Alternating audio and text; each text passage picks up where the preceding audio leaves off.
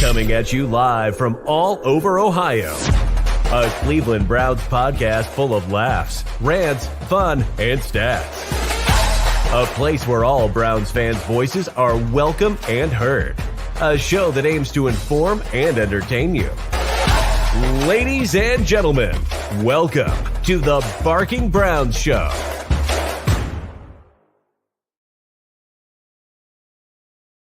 Welcome in, everybody. It's back on a Tuesday. We're here better than ever. Welcome into episode 113 of the Barking Brown Show. I'm Jacob. That's Nick. We got our buddy King Edward here in the house again tonight. We're presented, as always, by our friends over at Homage Apparel. I got my I Love to Fart shirt. This is an Homage shirt. Look, see? Right there. Boom. Boom. Click the link down in the description down below. Check out their Cleveland Browns merch. We're giving away a couple of Homage shirts over on our Twitter tomorrow. So go over there and get in on that. Subscribe to the YouTube. Give us a thumbs up. All that good stuff. You want to get our insider information, which is okay. And then the really good betting stuff. Check out our Discord. Links in the description down below. Gentlemen, how are we this evening?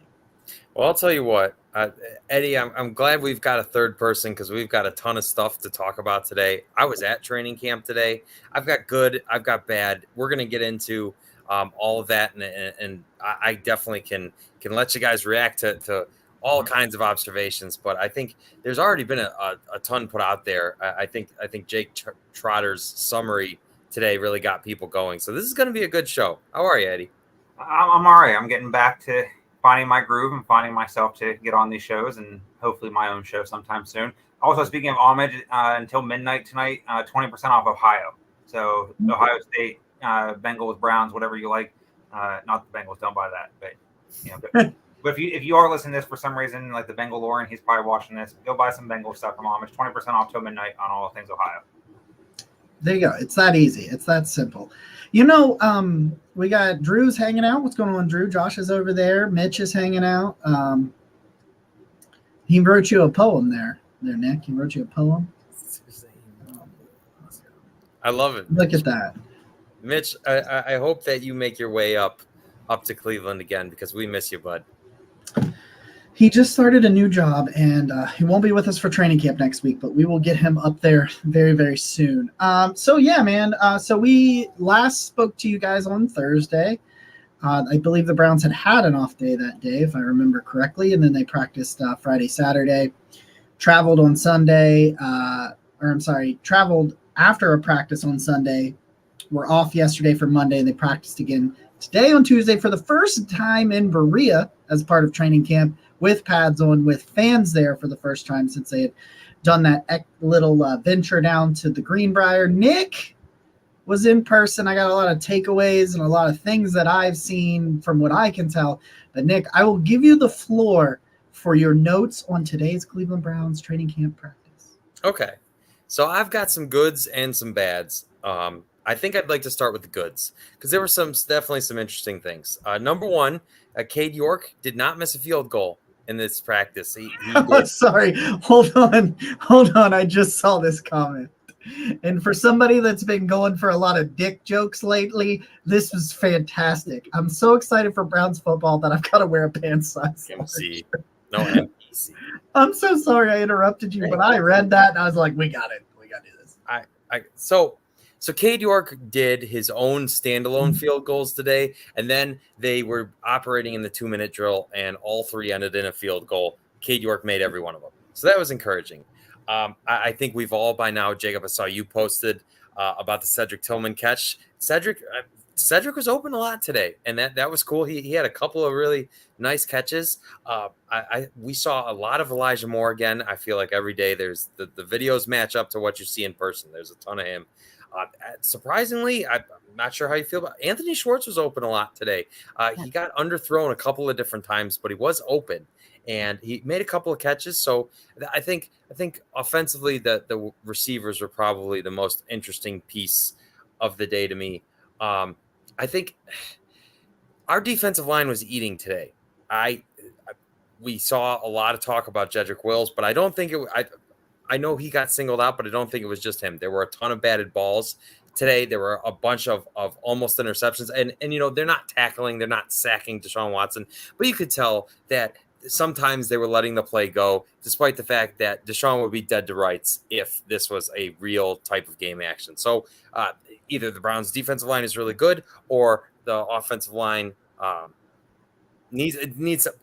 Either way, we'll get into that. I think one other really important thing that I noted, and Jacob has talked a lot about how they may kick Zadarius Smith inside. When when they came up to do team drills, the first defensive line iteration was Zadarius Smith playing inside next to Dalvin Tomlinson, and with Okoronkwo and Garrett on the outside, and that was a really interesting piece. And I think we've talked a lot about, like, does Jakeem Grant make this roster? What is his role? And Jakeem didn't do a whole lot today, which was strange to me. They had Demetric Felton returning both kicks and punts, and to varying degrees of success. I think Demetric has had some decent action in returning, but I think he still just doesn't look 100% comfortable to me.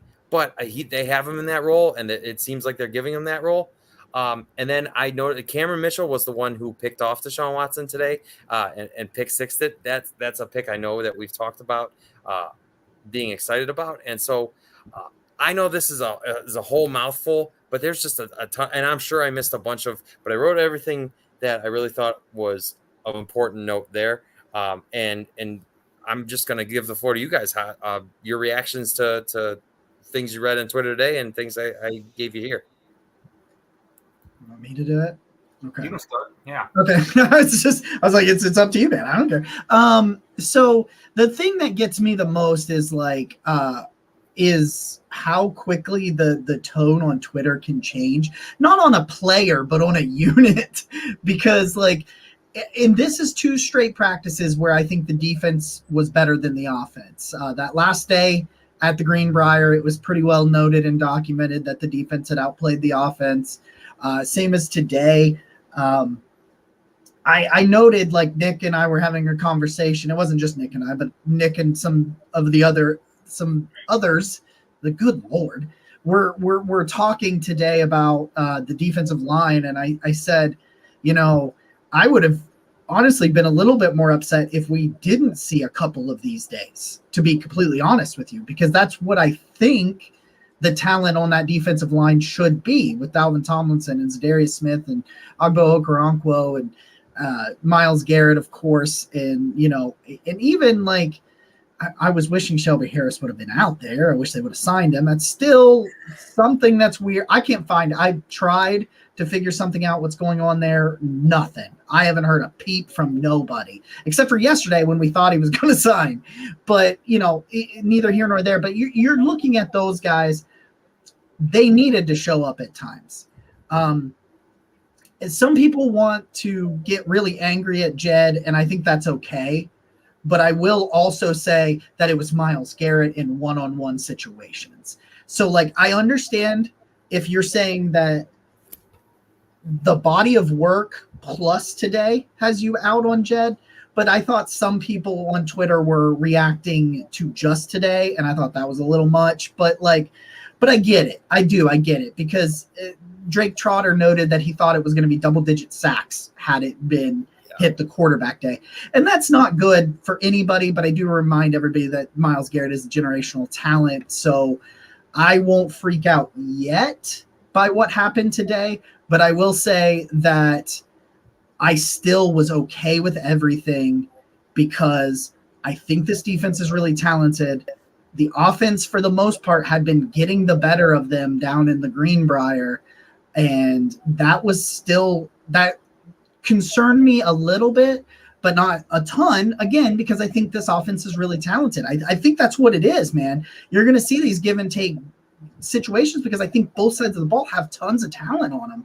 And one thing I said to Nick to make him feel better after the offense struggled today was Tony Grossi the other day very, very strongly said Deshaun Watson is on a whole nother level from and we know that Grossi isn't a sugarcoater. If Grossi says something, it's what he thinks. Whether he's right or wrong, that's up for debate. But he's not going to say something to make, especially not this time of year. This is Grossi's favorite time of year to be negative if he can. And sometimes he's right. I get it. But I just think put it all together and think if this defense is as good as we think it is, as many fans think it is, then days like this should be happening. Yeah, that's where I'm at with it, because when you think about, we see all the great throws from Deshaun throughout camp. We've seen, Elijah Moore make big plays, DPJ make big plays. He's found Cooper a bunch, and he's hitting on all cylinders with all of his weapons. And Njoku is doing great in Greenbrier, but at the same time, that's not going to be a thing that's always going to happen, because I will put this out there for Browns fans. Deshaun Watson is going to throw interceptions. He's going to throw in a double coverage. He's going to make mistakes. It's not always going to be. Even Patrick Mahomes says this. Patrick Mahomes throws, things. And obviously Watson was once on that level. But when you have good players on both sides of the ball, plays are just going to be made. It's just what it is. Like, we have Nick Chubb, and he does average 5 yards a carry, but he's not always going to get 5 yards every single carry. There's nuances to it. So the fact that people are freaking out that the defense basically put the offense in their place the past few days, I don't think that's anything to concern ourselves. I think that's a positive. Like Jacob said, that's a positive for us. We've been clamoring to fix this defense. We thought we did a couple years ago. Did not work out. This year feels a little bit different. It feels like we have the right pieces in place, at least from the things I've seen. I haven't seen too much, like you guys probably seen more, and Nick, obviously you saw more today. But good versus good, iron sharpens iron. And I believe it was Ocho Cinco said last week there was a Ward, Denzel Ward, and I believe it was Elijah Moore. Elijah Moore fought with him, had a great route, and Ward almost picked it off, but somehow Moore got the ball, and he even said these two are going to make each other better. And the more we get of that, the more we get a Jedrick Wills versus a Myles Garrett in one-on-one coverage, he's going to only get better. And if he doesn't, then obviously he's not the future of this team and future left tackle of this team. He's here this year and next. I know a lot of people are upset with him, and rightfully so. He hasn't always played up to his potential. I think you said, Jacob, he has a world of potential. He doesn't always. It's not always on the field when we see it, and it's crazy because there's games where I've seen him. There's no one sniffing the quarterback, let alone even their hand on him. And there's other games where they're blowing right past him, or he's giving up, just standing there. And of course that gets Browns fans riled up, and plays happen on the other side of the field. Oh, where's Jedrick Wills? Why is he just standing there? Well, he's 300 pounds, so I'm not running across the field either unless it's something I know I can get to the play. But Cade York, I asked Coltrane on the Yard Dogs podcast how he looks. I saw that he went 7 of 7, I think someone said. That's encouraging because Bubba Ventrone spoke today and said he's doing all the right things. He's positive about Cade York, and that's something I wanted to see because, yes, it's training camp, but there's still the 2-minute drills. You have to go in there, you have to get set, you have to hit the field goals. And if I don't know how much they're going to do the fourth down conversions here, if they're going to kick more or what, but it's encouraging seeing him make all these field goals and get confidence in himself. And it was encouraging too that while the offense struggled, they did well in the 2-minute drill to at least tie the game, because in those mock scenarios it was a 3-point game and they got field goals. So they did do some things that were encouraging today. All three teams ended in a field goal, so I was happy about that. I was happy to see Cade York, perform under pressure because they were trying to block it. That was something that I noticed, is that I feel like, and even something else with I think Demetric Felton at times last year had struggles in fielding punts and kicks, and so instead of using the machine this year, they were legitimately kicking it every time to him, maybe to simulate a more real feel. And I think that might be a theme across the board between Mike Priefer. Yeah, yes. And so that's an interesting piece, right? Because you're getting Cade maybe a little bit more pressure than he was getting last year in camp. And you're getting Demetric a little bit more used to that type of thing. So I liked that. And I will say that after practice, Deshaun got back with Elijah Moore, and the two of them were talking and kind of running a couple different. Elijah would run a couple of routes. He'd have a coach snap the ball to him. They definitely put in some extra time at the end, which was good to see. And I on a really a higher note, the quarterbacks were all playing a game at the end of practice where they were trying to throw the basically they'd start it at the 10 and they'd throw the football at the goalpost, and if you hit the goalpost you move back 5 yards, and he threw it at it again basically until he stopped. And it was a little game that they were playing, but just little things like that kind of lead me to believe that overall mentality is still pretty good. Like I was kind of looking at like Deshaun's body language when the offense, they did get a field goal, but they could have gotten a touchdown. Deshaun missed Amari near the end zone, it was the signature like, oh, moment. But his body language still seemed good. He still seemed in high spirits, and I think the players as a whole seem that way. Maybe it's getting back, being able to play in front of a crowd, that type of thing. But I was definitely encouraged by that because I feel like those types of days when the defense is mostly just kicking your behind, like you can definitely get down. And I thought they bounced back pretty well. So I think myself as well, I left a little down. And the more I thought about it, I was like, okay, you know what? Sometimes the defense is going to win. And maybe that's not a problem. That's just the way practice goes. You don't want either side to win always. Yeah, no, or you're going to end up like some other teams we've had fielded in the past. So Drew asks if I'm drinking Tang. It's actually orange tangerine Mio, but I do have Tang in the house, so that's that makes sense. It's not in my cup right now, but is it downstairs in my kitchen cabinet? It is, yeah. NPC says the defense is going to be top 5 bookmark it. Okay. MC Lawrence with is Grant fully recovered? He's recovered enough to where he's not on like any pup lists or lists like that. But it looks like some days he's doing some stuff and doing. I thought he did some more stuff than he had been doing on Sunday because he ran some wide receiver drills and things as well. So he does seem to be. I don't know he's 100% yet, but he's progressing. Either way, he is making. So we'll see if he plays on Thursday or not. Did Jalen Darden play today, Nick? Was he active or was he? No, he was out. Yeah, he was out. Was he injured or were they like resting him for? I'm not positive. I never saw the official reports because it's like once you get into the Browns facility, service there is bad. So it's like it's just kind of on you to figure out who's out there and who's not. You know what I'm saying? Right. But I think not Darden, but Baldwin had a couple of pretty nice catches today. The receivers really had some nice moments today, and Dobbs connected deep a couple of times. They were all taking their shots, and some connecting more than others. But I think Mike Harley Jr., another Jacob favorite, had a really nice catch today. There's a lot of wide receiver talent on this team, I feel. And maybe we haven't been giving it enough credit. I think that's something that definitely stood out to me today. So I'm really curious to see what this preseason game gives us. God, it's only 2 days away now, but you're going to have some guys that very well could contribute for you playing on Thursday night, tomorrow, 2 nights from now.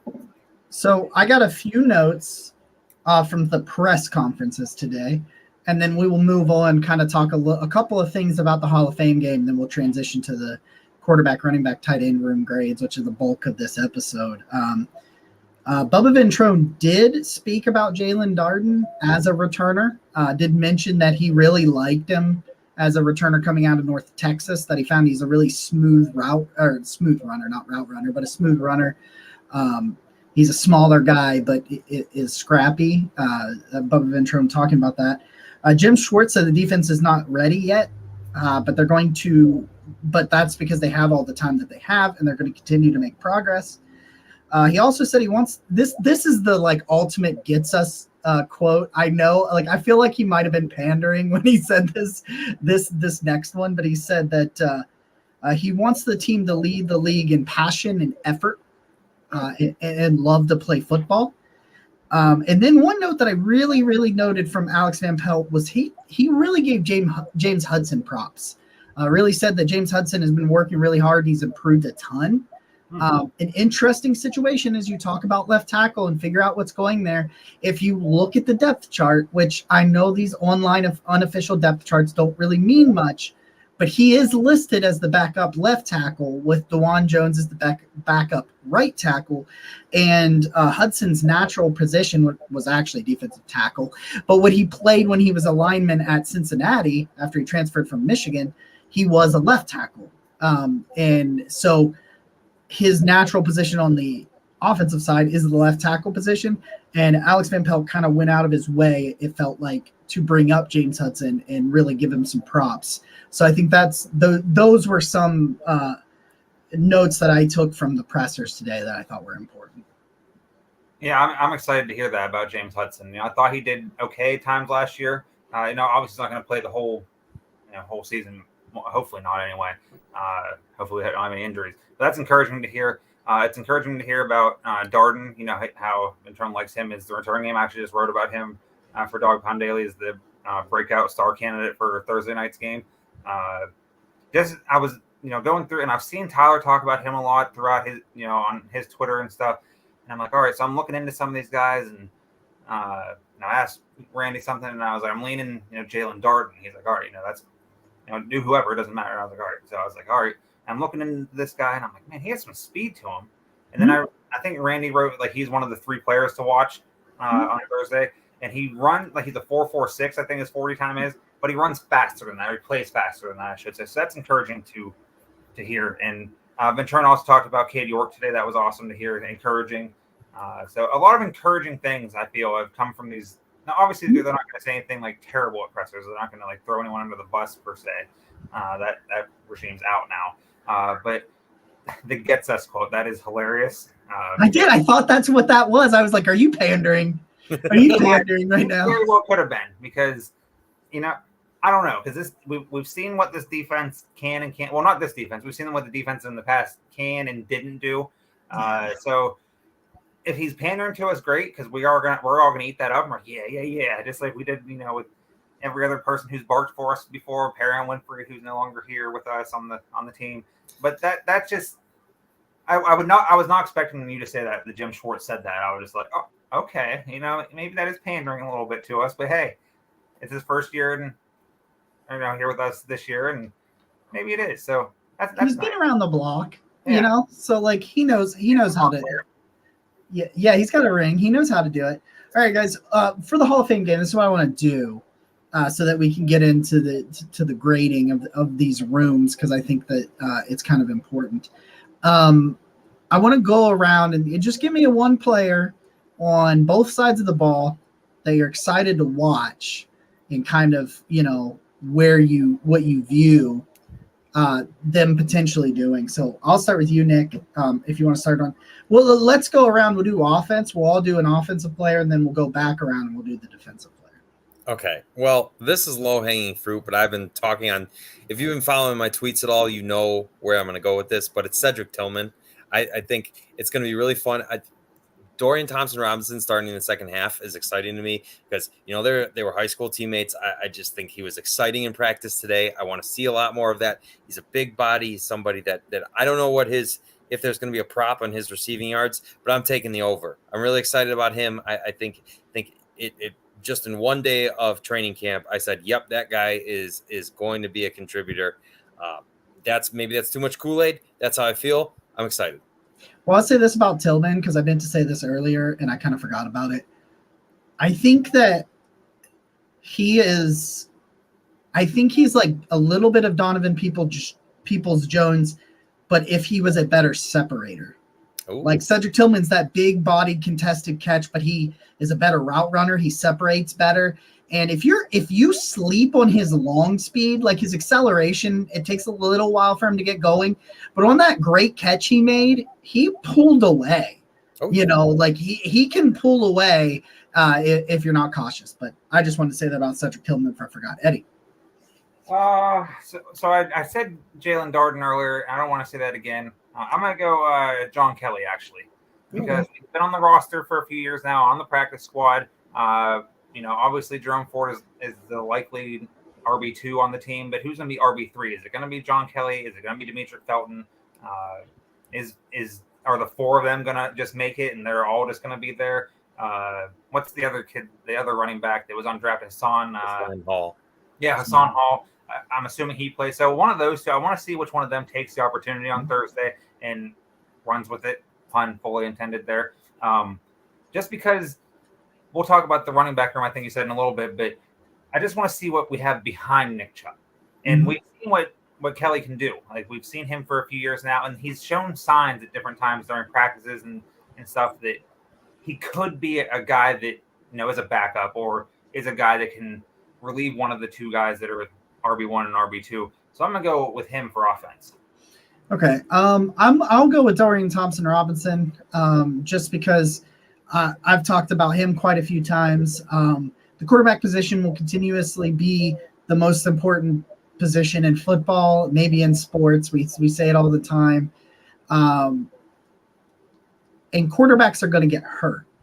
And you're going to be put in a spot where you never want to play your backup in an extended period of time, because then it risks obviously the season being, kind of a waste if you end up playing, especially if your quarterback has some sort of season-ending injury. But the style that Watson plays outside of the torn ACL, he doesn't have like a massive injury history in the NFL, but I mean, he runs around a lot and he takes some hits. So him missing a game or two, especially as he gets a little bit older, like it can happen. I want to see if DTR is ready to keep them afloat. Like if he goes down for 2 games, can he win one of them? You know what I mean? Like just get one. Just don't get, swept in your 2 games as a starter or whatever. Like where is he at? Because I know his floor as a runner is pretty high. I think just as a runner, and he has a really big arm. It's the accuracy in the middle and in the middle of the field and the intermediate stuff where he can just be kind of erratic because there's some bad interceptions on his tape. But I really want to see what he does, in this environment with some, a month, 2 weeks of training camp or whatever you want to say, some off stuff. I just want to see what he is in case they're put in a position where he needs to play a couple of games. MPC says his player is Dalen Baldwin. Okay. I'm with you. I like Dalen Baldwin a lot. I know that Jared Mueller at Dogs by Nature did put him on making the 53-man roster if Goodwin doesn't come back. Okay. So, Nick, we're to you on defense. So you mentioned Shelby Harris earlier, and I feel like defensive tackle has just been under fire for forever. So I'm going to go with Siaki Ika. I was going to say Mo Hurst, but I'm actually more interested in Siaki Ika because he is likely a longer-term player here than Hurst would be. And I would love it if we could go back to our live draft show and laugh at ourselves and the reaction that we had when the Browns selected Ika, because it was crickets collectively when we took Ika. And so we'll see what the defensive tackle position ends up being like for the Browns. I mean, I think they're bringing in Shelby Harris for a visit for a reason. So maybe the rookie has something in there that Jim Schwartz saw. All right, he's going to be a Ferrari. I guess. Yeah, not a dump truck, a Ferrari. Yeah. So I'm looking for a little Ferrari action here in game 1. Show me something. I guess. Well, Randy will hate you for that, so. But I'm going Isaiah McGuire. I didn't know much about him. I'm not a draft guy, as you guys know. I rely on guys like Jacob and Randy over at Dog Pound Daily and a bunch of others. There's way too many to name, but those are the 2 I'm going to name right now. But they were high on McGuire, and then I read Randy's report on him after thing, and I was like, oh, okay, this guy seems like he can do something. I looked into him a little bit more, and I was like, okay, he could turn into not necessarily a Myles Garrett, but a Myles Garrett-like player. Like not necessarily, obviously not his full skill set, but just to see what he is, see if he can crack the rotation at all and get in there and relieve whoever else is on the opposite end of Myles, however they play it out. But I'm gonna go with him just because he's a rookie, and there was a lot of people that were high on him, and a lot of people said that we got him as a steal. I believe it's the 4th round. Mm-hmm. Yeah, so they said he probably could have went in the 3rd, even the 2nd. I don't know why he dropped. I don't know anything like that. But I'm gonna go with him just to see what we have from someone that can either relieve Myles when he needs a breather or be on the opposite end of Myles if someone else needs a breather. I always think that I want to see if the run of drafting corners continues. I'm really excited for Cam Mitchell, who had that pick 6 today. I'm just really interested. Oh, yeah. MPC says Diabate. That's a good answer. I should have probably said that. But no, I'm really interested because they've drafted corners almost every year. Not that first year, but then you've got now 3 corners each time in the last 3 drafts, and the other 2 have been pretty good. So, like, does that, for that reason alone, I'm just curious. Hey, Nick, I did want to tell you a story, though. Okay. So, last night, a buddy of mine went out on the town, and he was wearing a chicken suit. And he's like, oh, God, I'm going to wear this chicken suit. And then he met a girl that was wearing an egg suit. And it was like, it was the chicken and the egg. And to answer the age-old question, it was the chicken. Perfect. And so to speak to that, and with some edge, I'll say that the corners, when Cam Mitchell picked off Deshaun today, the defense really went out of their way to rub it in. I'm sorry, I'm still laughing about my joke about the chicken coming first. And well, I'm just saying the defense, they emphasized that, and it was interesting. I wasn't sure how the offense was going to react. I think they really looked like a team that's been playing against each other and has been building up a little bit of heat between one another. So I think that makes solid on Sunday. Yeah. Yes, we did. And I like that type of stuff. Actually, I don't care. I think it's healthy. I have done the old slap and run before, so like I'm fine. I'm cool. Yeah. That's what I'm saying. Like come Thursday, it's going to be intense. I think you get to hit somebody else finally. Yes. Yeah. That's why I was looking forward to those joint practices with the other team.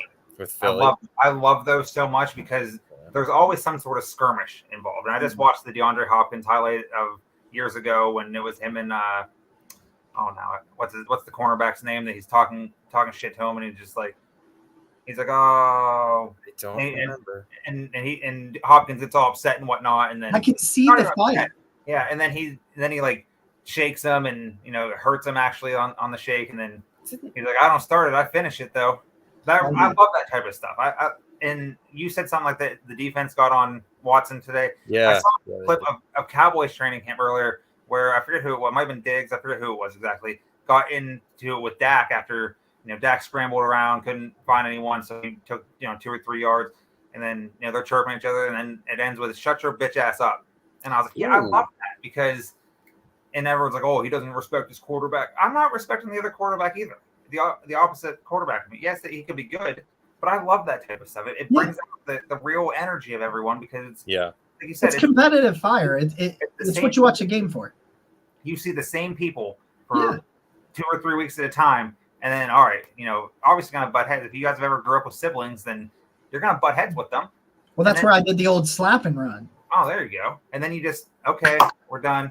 Or mom and dad gets involved. In this case, the fancy got involved the other day on Sunday. All right, guys, go on the line then. Okay. And everyone, of course, complained about that. Like, of course, but I don't know why, but now what players don't take kindly to that is what I heard. I was just like, and I was like, so you want them to hold them accountable, or do you not want them to hold them accountable?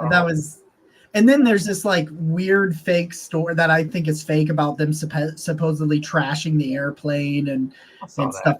It's from like this stupidest website, and like people like Rob Shenanigans were like, oh, look at this. And I'm like, of course you did. Anyway, John also said that too. Now, well, there you go.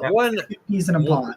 One last training camp note. There were 2 back-to-back Nick Chubb runs where I think even if they were tackling, Chubb would have housed both of them. That guy looks like he is in football shape if his deadlifting did not indicate it anymore. I am so ready for the next season of Nick Chubb. One time I did the sibling slap and run for my sister. Then like a week later, I went inside. We weren't supposed to be inside because there was like somebody in there from the bank. They were like appraising the house because we were in the process of selling our house and moving. And my sister, being the nosy kid that she is, and we all were, she snuck inside to try to figure out what was going on. She went inside or whatever. We were told, stay outside. So I go in there to get her. I'm like, hey, you got to stop. And I'm like, you got to go. You got to come. And she pinched me. And I was like, oh, my God. So I pinched her. She roundhouse kicked me in the side of the head. Nice. Wow.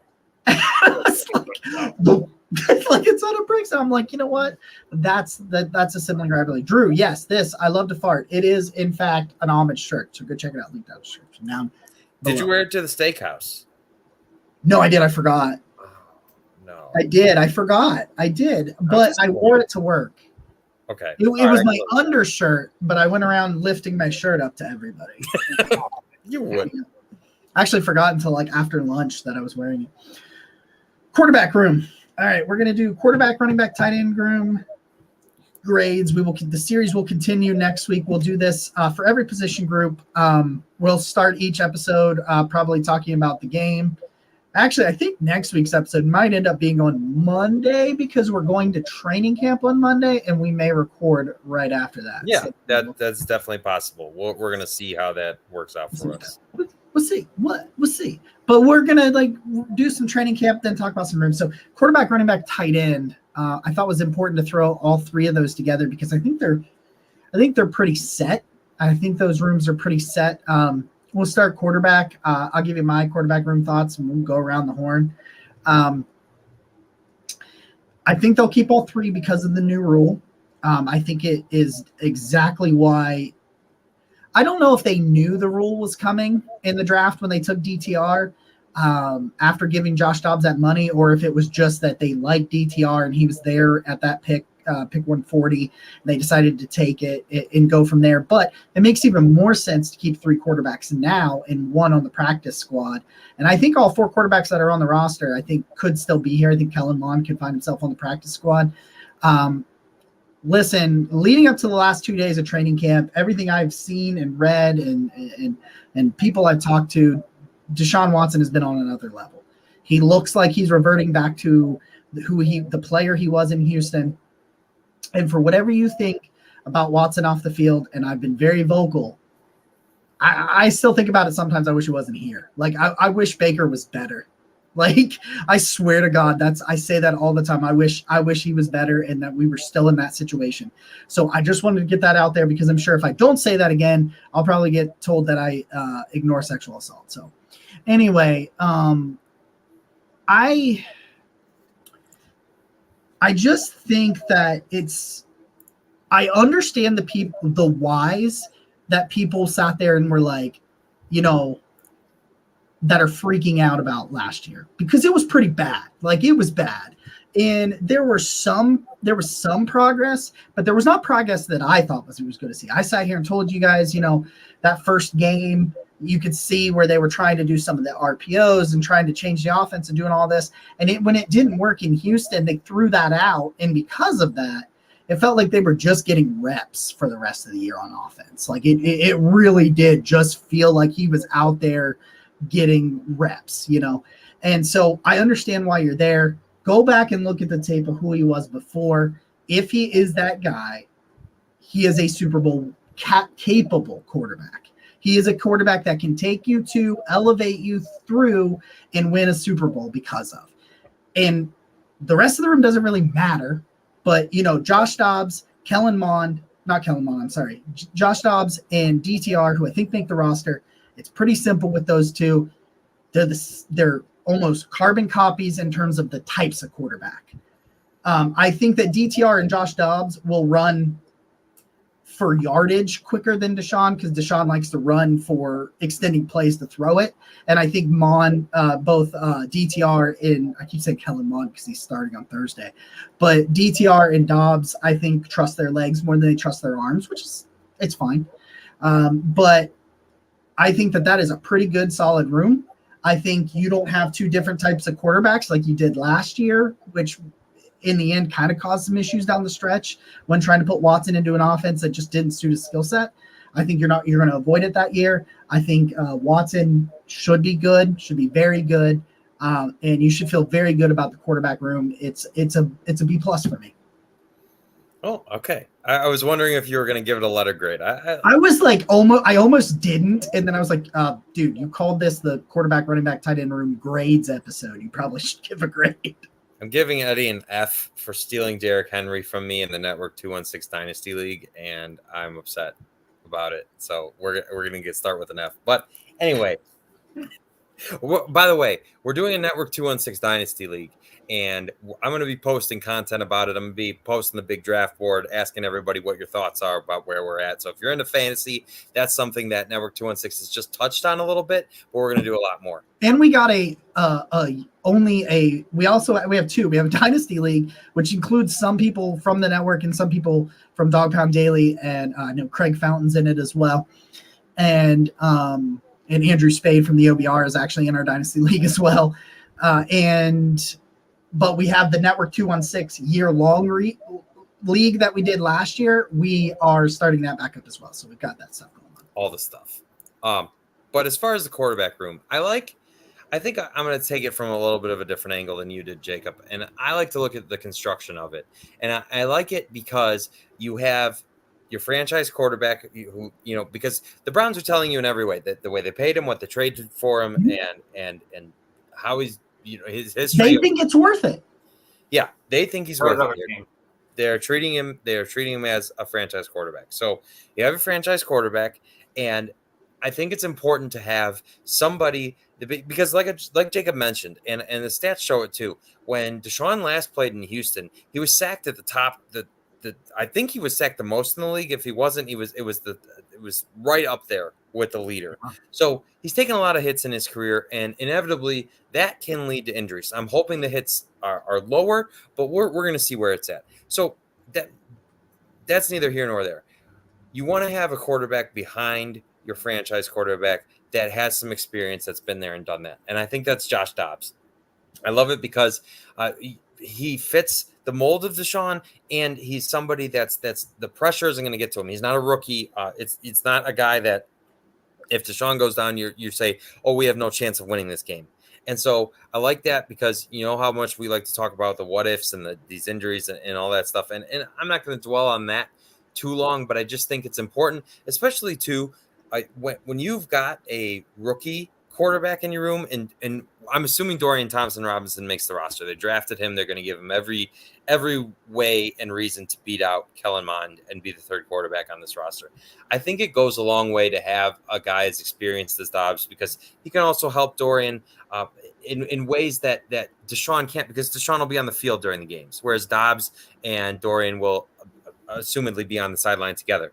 And so I think that dynamic between the three of them can really help growth. It can be a steadying force for Deshaun, and it can be a mentoring force for Dorian. And I think as far as Dorian goes, you're in a quarterback room where there is zero expectation that you're realistically and Dorian's going to say, oh, I'm going to be ready. I'm always going to play I'm always going to act like I'm going to play. And good. That's how he should be. But realistically, if you're getting down to your third quarterback, you've got big problems as an NFL team.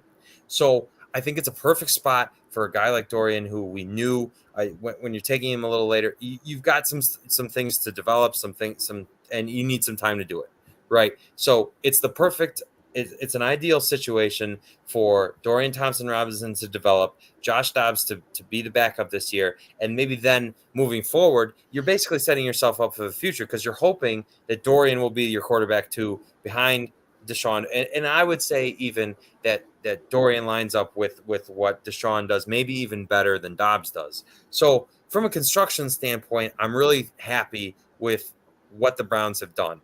And so for me, I'm gonna give the Browns quarterback room a B, just because although I believe in the potential and I believe that it has been constructed well and that the Browns did acquire the best quarterback option that they had coming off of Baker Mayfield, we just haven't seen it perform up to the assets that they gave up to get him yet.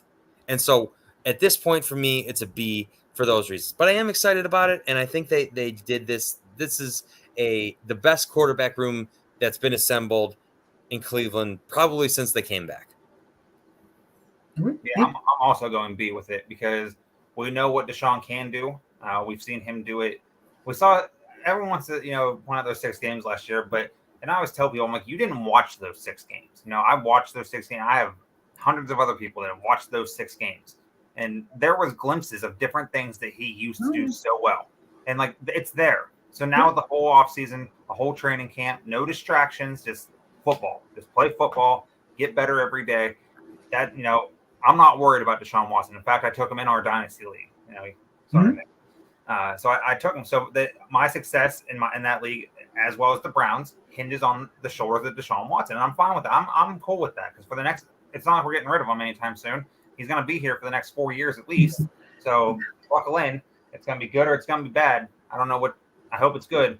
But behind him, correct me, is Kellen Mond? Doesn't he have to be on the roster because they signed him off of waivers last year? No, that was last year. Oh, it was just for last year. Okay, I thought it was this year too for some reason. I could see him being the practice squad quarterback because they're going to take 3, right? Because they can only take 3. Okay, so yeah, because they can take 3. Because now, if both the first starter and the backup get hurt, you can actually put the third stringer in, and he doesn't count on your active 46. They added it there, so that's the new rule that I think is why they'll keep 3. Okay, because that's what I was thinking too. So I do think that, I mean, it's really a battle between Dobbs and Mond in my point, because I think that DTR is making the roster. They wouldn't draft him. I think they did know about that prior. I think all NFL teams had an indication that it was coming. That's why, because there was a slew of quarterbacks that went in that round that I figured all teams did, but there was like a 4 or 5 stretch of quarterbacks, and I was like, okay, because that's a good role to have. Look at the 49ers last year. They got decimated at quarterback in the times when it mattered most in the playoffs. But I do think that he's obviously on the team. And then it's between Mond and Dobbs fighting it out in training camp. I forget what Mond's paid, but I think Dobbs is $2 million or something, which doesn't seem like a lot. So he's likely to be the one in my eyes. And we've seen what he can do as a starter when he went to Tennessee last year. It wasn't like anything great, but he could run the offense. Like, he's a smart enough guy, and he's been around this offense mostly, for the past few years, and has seen what Stefanski likes to do, and Stefanski knows what he likes to do when he's actually in there. So I give it a B. I think there's a lot of potential here, especially for the guys that aren't Deshaun Watson. I think all 3 guys. I don't want to say they're future starters, but they have the potential to be future starters somewhere in the league. Maybe not. Hopefully not Cleveland. Hopefully it's Deshaun, but elsewhere, I think they have a chance to be either low end starters or good backups. Yeah, I think they're definitely tread water guys. Like they need to play 3 games. They win one of them, maybe squeak out a second one, and they keep things like water treaded until Watson gets back, if that's the case. We'll move to the running back room. It's highlighted by the best runner in football. I don't really know what else to tell you other than Nick Chubb is the best runner in football. There's a lot of people out there, a lot of people that I respect and trust and listen to often when it comes to football, that believe he's going to have his greatest season. He's not going to carry the ball 300 times, but he might set a career high in catches this year. He might set a career high in yards per carry. He may set a career high in yards / what's the word? Average. That's what I was thinking. He may set a career high in touchdowns. Like, I think there's a legitimate chance that some sort of statistical career highs come from Nick Chubb. And I've heard a ton of people over at the OBR have said it. I've heard Jeff Lloyd at Locked On Browns say it. And I tend to agree, because this should be, it's definitely the most talented on paper passing offense that Nick Chubb has ever been like next to, because you get what I'm saying.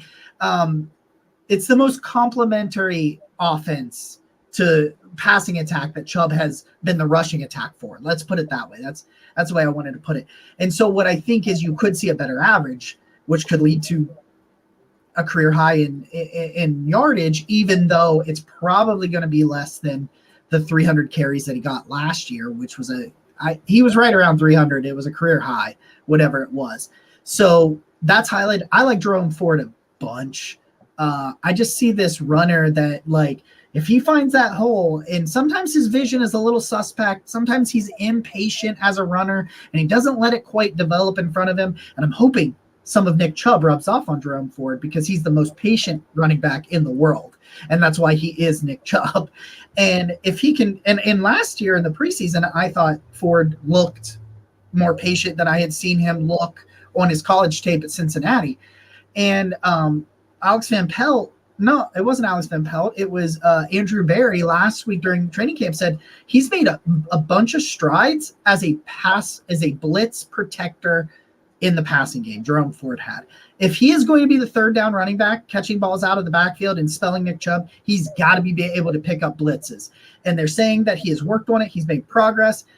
It's a B- for me, borderline C+, because after that, I have zero confidence. I think Demetric Felton can be a third running back because I think at his experience as wide receiver, he can be a successful pass catching running back. I don't think he can blitz protect. I don't think he has the size or the strength or the vision to do it. He hasn't got any. Do you remember how they were running 2 and 3 running backs all of 2021? Because especially once Baker was hurt after the second game. And yet in the game in which they didn't have Chubb and they didn't have Hunt and they had Dearness Johnson, they still didn't give carries to Demetric Felton. And we were all like, what's going on? Yeah. That's why I'm considering giving the Browns running back room a C+, because the top is amazing. But there's only 2 guys, and Jerome Ford's not even proven yet. And I think he's a good player. So for me, I'm going to say B- because Chubb is that freaking good, and I'm good with Jerome Ford. But I would feel a lot better if you sign it. Like, listen, if Dalvin Cook goes to New York, throw a 6th-round pick at Michael Carter. Let's have some fun. Sure. You know what? Okay. So I'll give you a little tweet preview. Sometime in the next week, I'm going to ask who you're sipping the most Browns Kool-Aid on. What player you're sipping the most Browns Kool-Aid on? And for me, it's Jerome Ford. I don't think that's any secret. I understand he's not proven. I watched him at camp today. They threw him a lot of passes today. That's something that really stuck out to me is, because I was actually reading a prominent fantasy analyst's points today about how Nick Chubb could potentially get more of the pass game work. And they did throw him a screen and they did throw him a couple passes, but they were more checkdowns. Whereas I could tell when Jerome Ford was throwing a couple passes, that was the design of the play, was to go to Jerome Ford. So from that, it's just a little snippet, but I can tell that they want to use him in the pass game. And so if they believe in him, I feel like all the Cleveland teams develop a certain position well. With the Guardians as pitching, with the Browns, I feel like it's running back. I just have a good feeling about their ability to do so. They have a good track record of doing so. So I'm sipping the Kool-Aid on Jerome Ford. And so with that said, and Jacob, I don't really know what I could add to the Nick Chubb analysis. How do you say anything else besides he's the best running back in football? And he looked every bit of it today. Like I said, even if there was tackling, he was cutting like no other in practice today. It was awesome to watch. I don't know how a guy that big cuts like he does. I don't know, because you could tell the defenders were frustrated because they were trying to get him. So I'd be frustrated too. I wouldn't even try. I'd quit. Yeah, and that's the interesting thing is I didn't really see Demetric Felton get a lot of run today in practice. He was mostly fielding kicks. So the running back room is weird, but because I believe in Jerome Ford and because I believe in Nick Chubb, that's a 1-2 punch for me, and that's what it's going to be this season, if you ask me. So I'm going to give it a B. I'm going C, below you guys, just because I don't know after Chubb. I guess you do C for Chubb, because Chubb is obviously, if he's not the best running back in football, he is in that, at least in the discussion of the top 2 or 3 running backs in football. It depends on who you ask and where you're from and answering that question. Obviously to me, he's number 1 running back in all football. He does everything you need a running back to do. He's here for at least through next year, even though he has no guarantee money next year. I think he is someone who is going to sign another extension and just finish his career here. Hopefully that's the case, but obviously injuries and wear and tear, we'll see. But I just don't know beyond him. I have high hopes for Jerome Ford, but we saw him carry 8 times for 12 yards. And we've seen him a lot more, like you said, Nick, he's going to be a lot more in the passing game. I think Nick Chubb's going to be used a lot more in the passing game than what people think, actually. A lot of people always get on him and say he's not that great of a pass catcher. Well, he didn't have like too many less catches than Kareem Hunt had when he was here. And it's not like it was only running back that was receiving passes was Kareem Hunt or anyone that wasn't Nick Chubb. It's not like he can't catch. It's just that's not where his strong suit is, which they have said in the offseason. I think it was you, Jacob, or maybe it was Corey, one of you guys on your site, said that he's doing a lot to improve in the pass game. I just don't know what's beyond him. Like if he goes down for a couple games, is Jerome Ford that guy? And I know a lot of people think we can just plug in a running back because we have this great offensive line, or what we think is a great offensive line. That's not always the case. Like you said, Jerome Ford's vision is a little suspect at times. So I'm gonna give it a C just because, and I don't want to give it a C because Nick Chubb is so great, but it's that what if factor of if something happens to Chubb. What if something happens to Chubb where he misses it, even just a game, and that game ends up being the deciding factor of us making the playoffs or us not making the playoffs. Like, I just don't know if now once I see Jerome Ford in action this year, like actual action, then maybe I'll be able to be like, okay, well, he just rushed 4 times for 32 yards, 8 yards of carry. Okay, great, that's a nice relief. Or he runs 4 yards and he gets 58 yards, whatever the numbers are. Seeing him actually in game. So I don't know about that. Felton, I think he makes. See, I'm back and forth if Felton makes the team or not, just because he's not your RB3 because, as Nick said, he was doing a lot of return work today. But I don't even know if he's your actual returner because you have all these other guys on the roster that who knows if, injuries, coming back from injuries. We don't know. We just don't know yet. And that's sort of a fun part about training camp. We don't know. And there's no one out there like, oh, I know. Well, I'm smarter than everyone. I know. Well, no one knows yet. No one knows if Demetri Felton's making this roster. No one knows if he's going to be in the running back room or strictly, kick returning. We don't know. So I'm going to go C with that just because Nick Chubb is great, but it's behind him that I'm very iffy about. I have high hopes, and what you said about Jerome Ford has me excited. And Nick talking about today, him in the passing game a lot more, has me excited. But I just don't know yet because we only have this much of a sample size of Jerome Ford. And it's Jim Schwartz. That's fair. Tight end room, real quick. We're at this one. This one's just as quick as these other three as we running through it. I think David Njoku is a top 10 tight end. I think if he was healthy last year, he was easily a top 10 tight end. He was putting up top 5-ish numbers before he went down. He has some of those frustrating drops here and there, but he's really cleaned it up since his first couple of years. He had like 10 drops his second year. It's like it was pretty bad. It was Austin Hooper like. I think he's a tremendous blocker. He's just a hardworking, athletic freak that feels like he's come into his body. He's never going to be Travis Kelce, but like, who is?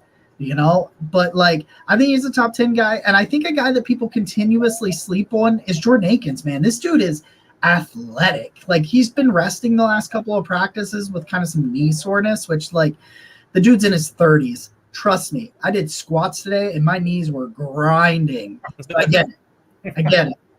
We're like the same age, Jordan. We're the same person.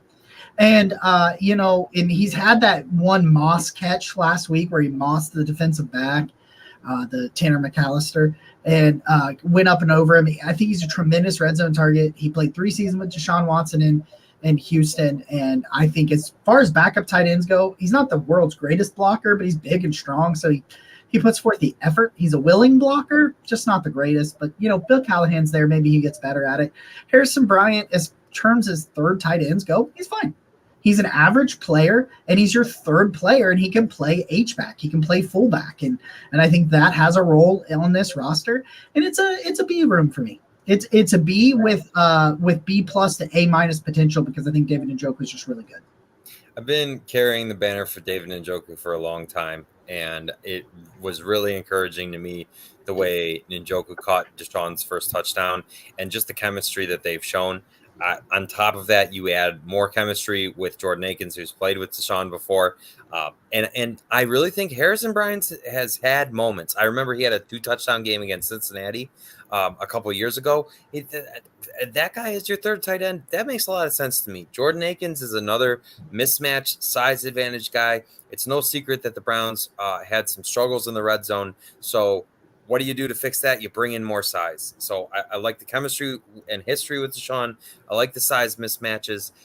And Njoku is really, I would say last year, despite the fact his stats were close to his career best, some of them were his career best. But I think if you look at the way he was used, he was finally prioritized as a target, as he has not been in the past. So I am a big believer in David Njoku, and I just think that when the passing offense picks up, when you have a quarterback that's going to be attempting more passing attempts, when the offense isn't going to run through the run game, that's really going to allow a guy like Njoku, who is a true freak, to shine. So I'm going to give the tight end room an A. I'm going to give the tight end room an A. I'm excited about it. I think it's good. I think Akins was the perfect second addition, especially if you're not playing two tight ends at a time now. If you're really going to just be seeing a lot of Njoku and Akins, that's great to me. I'm thrilled with that. Give me an A. I'm going to go B overall, but A in the red zone, just because Njoku and Akins are big bodies. I think they have potential to be A. A lot I've seen, I think it was you, Nick, and there's a lot of other people this week, in the past 2 weeks. David Njoku is a top fill in the blank tight end.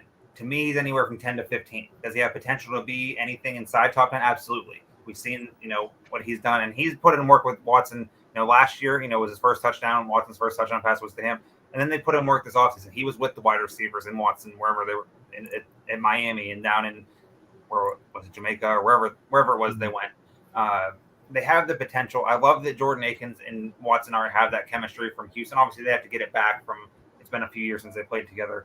That's encouraging. Harrison Bryant, like you said, Jacob, he's an okay player. He's nothing special, nothing terrible. They obviously felt a certain way about him to bring him back and rework his deal out for this year, and there's nothing wrong with that. But I wrote about David Njoku last week about how Kevin Stefanski had high praise for him. He talked about he loved how he's grown up and matured right in front of our eyes, and their relationship is great and all this stuff. My thing is, though, we always, every year I feel that we hear, the David Njoku breakout season's coming. The breakout season's coming. Okay, well, in year 7, what you have in a player. And it's not that that's a bad thing sometimes. Like, there are some times where it's like, okay, well, you've been here 7 years, dude, and you haven't even racked up this. He's done the work. Last year was a career high in receptions, and it wasn't yards. He was below yard and something else. Yards per catch, maybe. I wrote about it. I don't remember what I wrote. Someone go read it for me. Get my views up, please. But I think he has the potential to be really good, and I think with a better quarterback now, he will be a little bit better. I don't expect to see his numbers like skyrocket up. I don't think he's going to be a 1,000-yard receiver. He was at 628 or 629 last year, and I think he gets to 7 to 750 and adds maybe 2 or 3 more touchdowns. And that's exactly what we need from him. If you're going to tell me right now that Njoku will finish somewhere with, like, let's say 55 for 730 and 6 touchdowns, I'm elated. And all Browns fans ever should just be, oh yeah, okay, cool. That's a great part of our offense and great for Deshaun. Let's go. So B overall, A in the red zone, because I do think those big bodies are going to be a tremendous help. Boom. And that's it. That is the wrap. Episode 113. We got the Hall of Fame game in 2 days. We're going to have I'm not sure if we're going to go live for the actual preseason game itself, or maybe just the weekend to recap it. But there's definitely going to be some sort of extra Network 216 content, probably following all of these preseason games, because I think we collectively are as excited as all of you are that we just are going to have football back. I still can't believe it's in 2 days. I'm more Saturday, actually, to see Joe Canton go into the Hall of Fame. Don't get me wrong, I'm excited for Thursday that we get to see Browns football again for the first time in a while. But I'm really excited for Joe Thomas. I got the shirt from Homage the other day from him, so I'm going to wear that Thursday, and I'm going to wear it again on Saturday. I don't care unless I stay in it. But I'm really excited for that. Like, I can't wait. It's going to be fun. Yeah, Eddie, we appreciate you joining us. And obviously, you're here with us at Network 216. But where else can they find you, Eddie? King Edward 15 on Twitter. It's King 15 Edward on Instagram, because someone already had King Edward 15 when I got my Instagram, so I was pretty salty about that. There, Dog Pound Daily, writing. Now there's stuff to actually write about. The summer months before this brutal, as Jacob can tell you. So Dog Pound Daily at King Edward 15 at King 15 Edward on Instagram, and then check out our Discord and our YouTube, and make sure to check all of our our sites out for our Twitters out, because we always have links for different things. Free stuff. A final note from me. I'm not really sure why, but our Barking Browns episodes have just been tremendous view-wise. So I know all of you guys that keep coming back are going to hear this. We appreciate the heck out of you. I don't know why you keep coming back, but thank you for all the support. It means the world to us. I can't tell you. I looked at it the other day, and it just made me smile.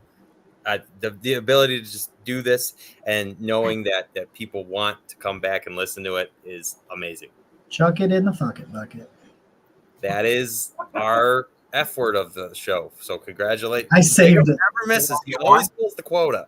We try to only do one, but sometimes I do like 3 or 4. Funny because Mick Foley, famous professional wrestler, also known as Mankind, he only drops 1 in his stand-up comedy. So if he's ever in your area, go see him. He drops 1 F-bomb the whole time, and usually it saves it till the end, like you just did. So that's awesome. That was awesome. Quota filled. With that said, this has been episode 113 of the Barking Brown Show. I'm Nick. He's Jacob. That's Eddie. Go Browns. Go Browns. Supermarket apples can be a year old when you buy them.